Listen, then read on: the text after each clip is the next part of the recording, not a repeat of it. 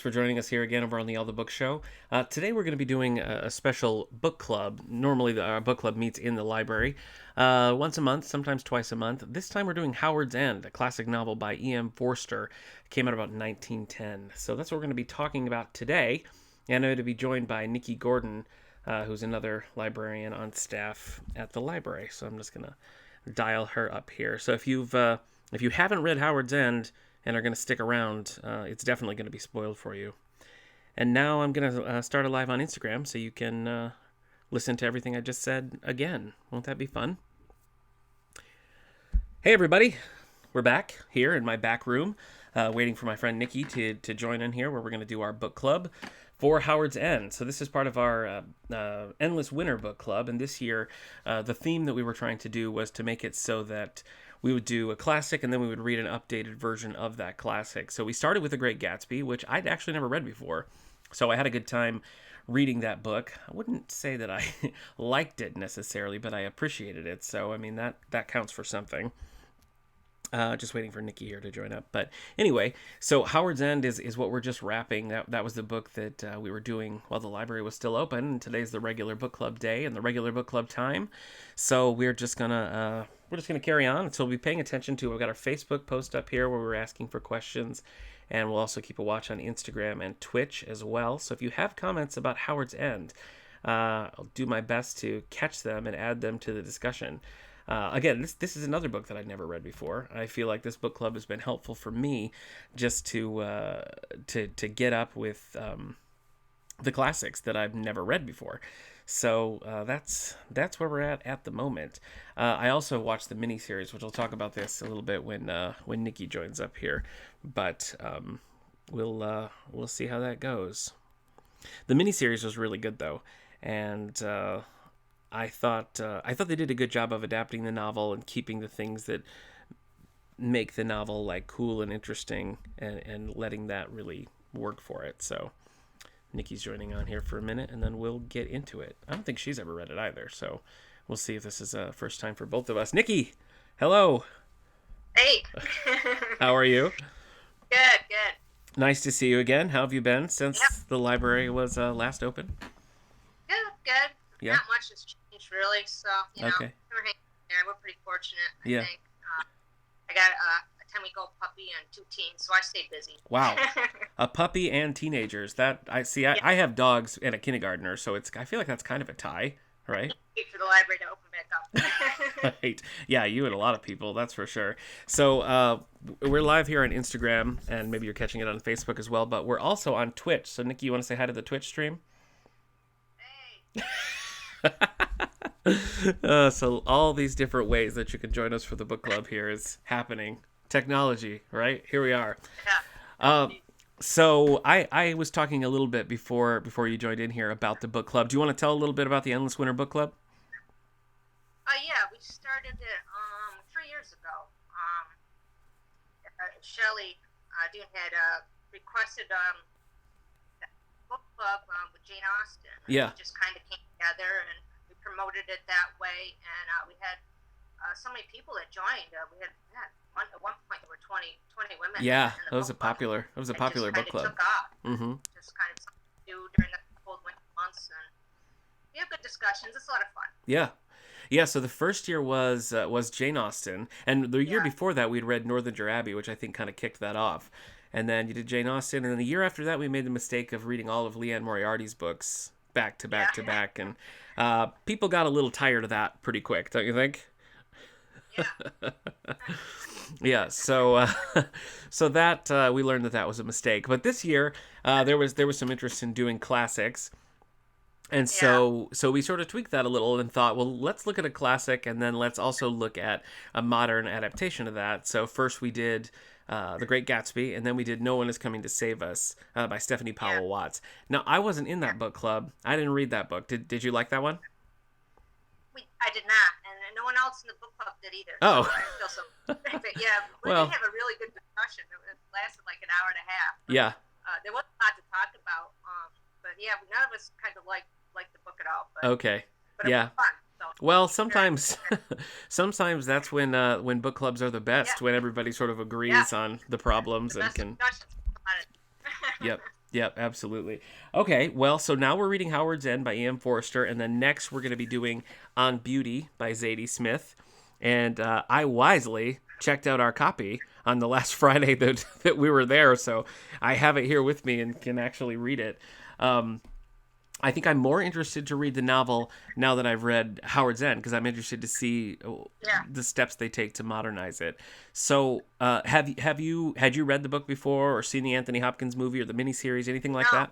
I haven't seen the movie and I haven't read the book Okay, before.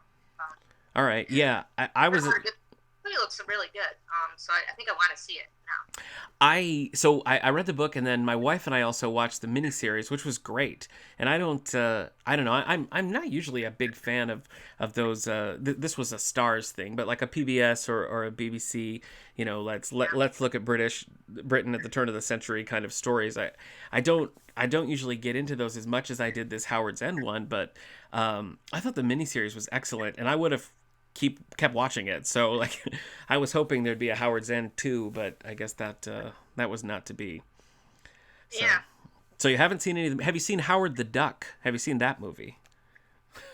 No, I have 80s not. movie, Leah Thompson. Okay, not really relevant, but I was just curious why we're talking about Howard's. So, okay, so I split my time between the audiobook and the ebook for this one. So I got a little taste of both of them. What did you do? Audiobook. I listened to the audiobook. I couldn't get my hands on the actual physical Okay. book, so I did the audiobook. Okay. And what was the quality like on the audiobook? I liked it. I really enjoyed it. I mean, it was a little tough at first, getting into it. It was a little slow moving, and just the language and everything. But once I got into the character development, I really enjoyed it. Oh, good. Okay. Yeah, I thought the same thing.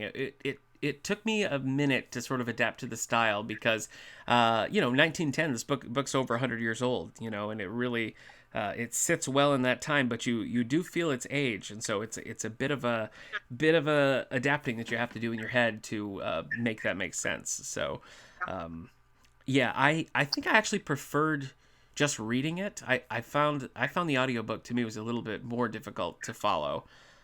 So I think I like the physical version better. But well, I said at the top that we're gonna have to spoil this book to talk about it. So if you're watching or listening and you haven't read Howard's End or seen the movies, or if you are not familiar with the story, then maybe this isn't for you. But if you don't care about spoilers for a 100-year-old book, stick around and Nikki and I will get into it.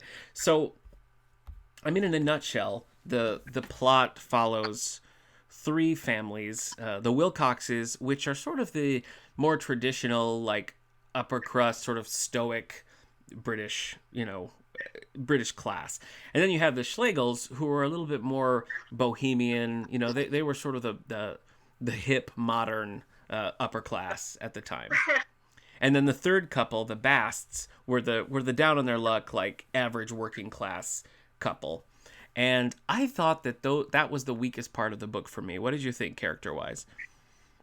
Yeah, I think I wanted to learn more about Leonard. I don't think that we saw enough of his character in there. Yeah. I don't think his struggle didn't come across quite as well as they could have. I agree. I think they could have done. Yeah, and I was reading some stuff that E.M. Forster had said about the novel, and he said that he felt like his biggest flaw in this was not giving these characters enough to do. So, I guess I tend to agree with him on that because I did feel like they were a little underdeveloped. And that was also true in the miniseries, actually. It was like they'd pop up and you'd sort of be like, oh, right, there's this third thing here. But they always felt a little detached from the story, which, I don't think served it all that well. Especially the struggles of the poor class. I think they could have really taken that a lot further. Yeah. Yeah, well, I think you got kind of a sense of high society from the Wilcoxes and the Schlegels and their friends and their circles. But with the Basts, I felt like you really only saw them, like, of their class. They were the only ones that were characterized. And so while I think you did get a pretty full picture of the upper class, that was, again, underdeveloped. Just like the characters, their whole setting was underdeveloped. Yep. Did you like the book? I did like it. I did enjoy it. Yeah, very much. Yeah, I really liked just the character development. I thought was great between Margaret and Helen. Yeah. And Mr. Wilcox, Yeah. Henry, and So that kind of the relationship. I agree. I agree. They all went on journeys that I thought were actually a little unpredictable. Like I was Yeah, surprised multiple I times wasn't things. expecting how their lives would I intertwine wasn't the way they either. did. No. Expecting that. No, it's not what I was expecting at all. So the book opens, and you have Helen, who is the younger of the Schlegel sisters, and they're sort of on their own. They have an aunt, but Margaret at 28 is sort of the head of the house with Margaret, and then Helen is the younger sister, and then Tibby as the little brother. Helen's over at Howard's End with the Wilcoxes, and she has a pretty brief affair, I guess you'd call it, with Paul Wilcox, the younger son. And it doesn't go super well, and it sort of gets both families a little up in arms, and then they decide, okay, this is nothing. And Helen is left with a pretty bad impression of the Wilcoxes, wouldn't you say? Oh yeah, yeah. Yes. Sees them as like conservative, pompous jerks. Yeah. Kind of. Yeah, she has no interest in like hanging out with them or being a part of their circle. So then, go ahead. That doesn't change. No. No, Helen's pretty sturdy on that point. And then you have after this whole thing has happened, the Wilcoxes rent a house on Ducey Street near where the Schlegels live, and they sort of reconnect that way. And Miss Schlegel, Margaret Schlegel, and is it Ruth Wilcox? Is that the mother's name? Yeah. Okay. They sort of form a friendship, which is interesting. You know, it's unexpected. Given their age range and given how they came to meet, I thought their relationship was a little unexpected.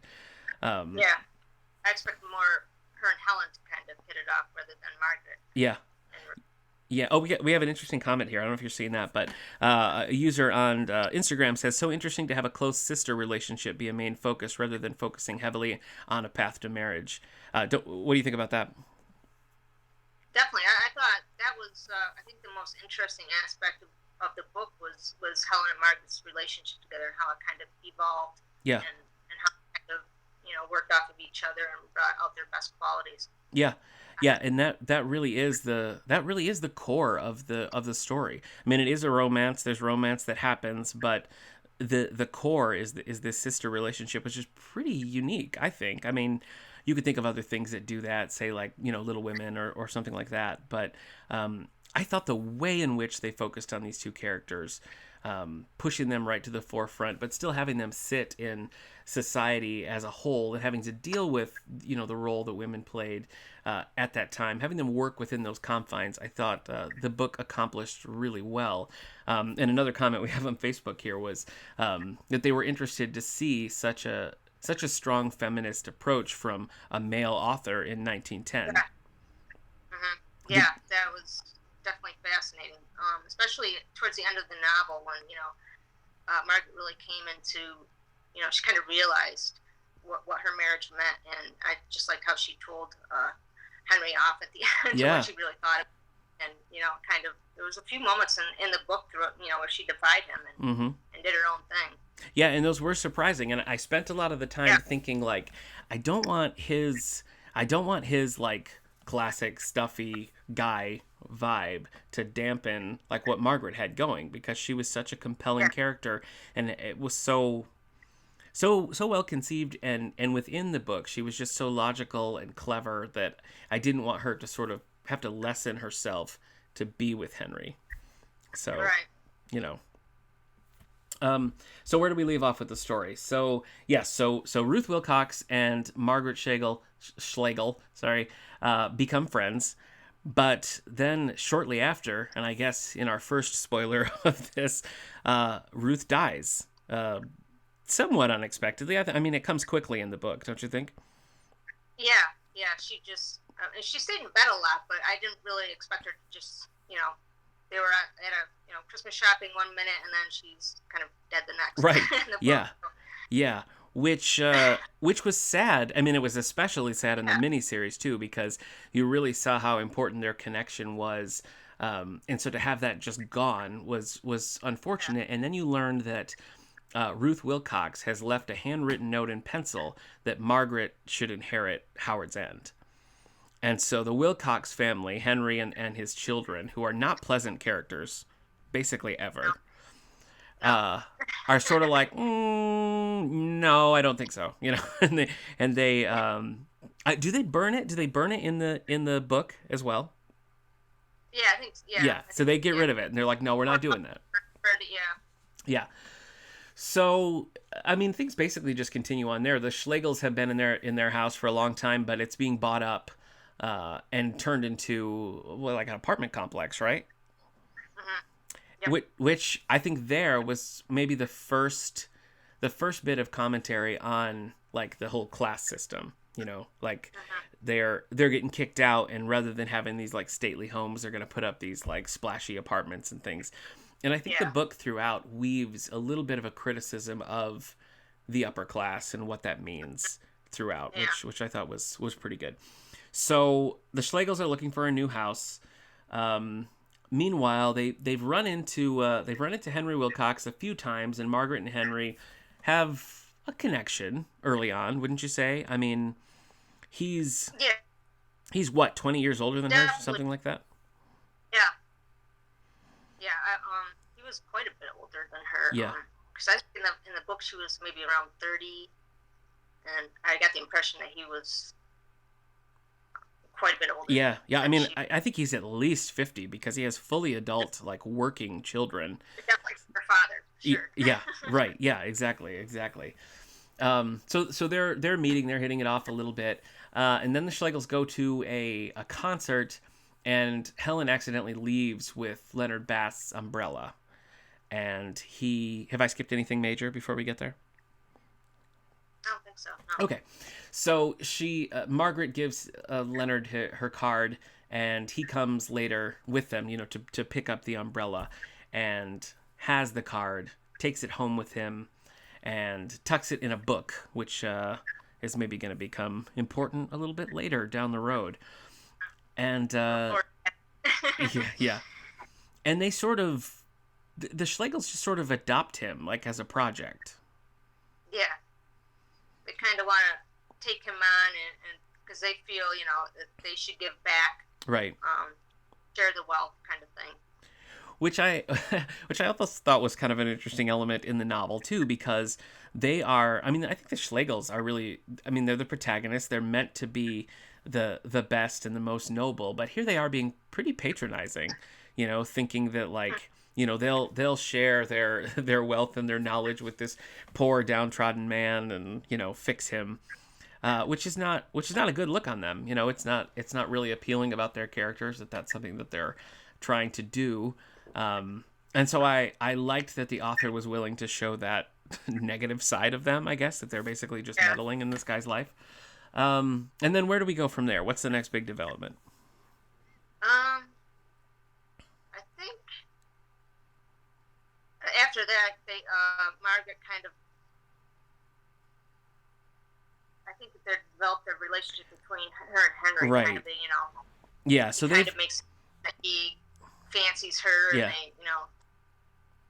And it's unexpected, and she's sort of interested from the start. It's not really, but she's not moony. She's not like head over heels for him or something like that. It's just they have this mutual admiration and I guess attraction. It doesn't feel super romantic to me. Did it to you? No. Yeah. And I think in the book she kind of said that it wasn't romantic. It didn't feel romantic. Yeah. I think she sort of comes around in the end when we'll get to that.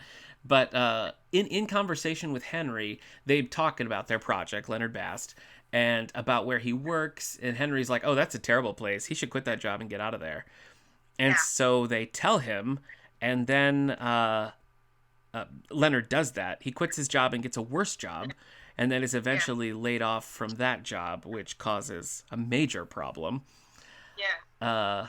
Meanwhile, the rest of the family is not too thrilled. Both sides. I mean, Helen is not super happy about Margaret chumming around with Henry Wilcox, and the Wilcoxes most certainly don't want a new mom, No. Yeah. I think Charles even moves the date of his wedding. Yeah. To sort of get in the way.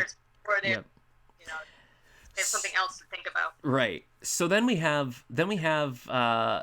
back to Margaret needing a house, and they're talking about this, and she suggests renting Howard's End, but it's already has a tenant and he's not going to kick that person out. And then he's going to leave his house and he was like, well, maybe you can rent mine. And so he picks her up to take her to look at the house and pretty abruptly proposes marriage. Yeah. And I thought one of the things I really liked about this book, and something that they drove home in the miniseries as well, was that the interactions they had just felt so real to me. Like when things like this would happen that were unexpected, everybody would kind of be like, I don't know, which is I thought a little unusual for literature of the time, for the dialogue and the reactions to be that genuine and less stuffy. Did you find that? Yeah, definitely. It would, there was a lot of unexpected moments and stuff that I could relate to this day. Yeah. A lot of the characters. Right. So Margaret pretty much shuts him down. Like, she doesn't say no, but she tells him she's not offended, but she's also not willing to talk about it. And he's kind of like, and he's like, well, let me just ask you a question. And she's like, nope. And then that's it. And then she goes to talk to Helen. And what does old Helen think about this proposal? She does not like Henry at all. No. She lets her know it. No, and it all stems from this Helen's initial interaction with the whole Wilcox family out on Howard's End, where she, for weeks, got to see them up close and got to know the Wilcox kids, which she was not impressed with, and she doesn't like Henry from the start either. So when it's clear to her that Margaret is actually considering this, it is jarring, it's a surprise, and it's not a welcome one. No, yeah. She just views their ideals just clashed with Margaret's and Helen's. Right. That's pretty much she... And I think that it gives Margaret pause, because this whole time, like the interactions and relationship between Margaret and Helen are the driving force of the story, but is also the most prominent aspect of both of their lives. I mean, they're really a very strong, close relationship. And so something like this that would fundamentally change things and change their dynamic is enough to give Margaret pause, even if she thinks she's doing the right thing. So this is where she tries to sort of soothe Helen's feelings about it and says, well, we've known each other for years and we're fond of each other. And this is where Helen asks outright, yeah, but do you love him? And Margaret's like, no. But I think she says that she thinks she could, right? I mean, that's her. Yeah. She, I think she understands like what he could bring to her life. Yeah. Stability and security. Right. Thing. And I think that appeals to her because they've been on their own for a long time, and she just likes him. I think that's another part of the story that I really appreciated, was that Henry and Margaret, I don't think really have a ton in common, and they're not characters that... It seems like in any other book, those two characters would not even have dialogue together. So the fact that they do, like and opposite kind of thing. Exactly, they're just sort of, even though it doesn't make sense on paper, they're just naturally friends. They just naturally get along. So I think that's a pretty cool element to the story, and I liked seeing that unfold. But they sort of, I don't really feel like Helen comes around, but they kind of come to terms with, well, this is happening. Yeah. So yeah. I think she finally just kind of accepts it. Yeah.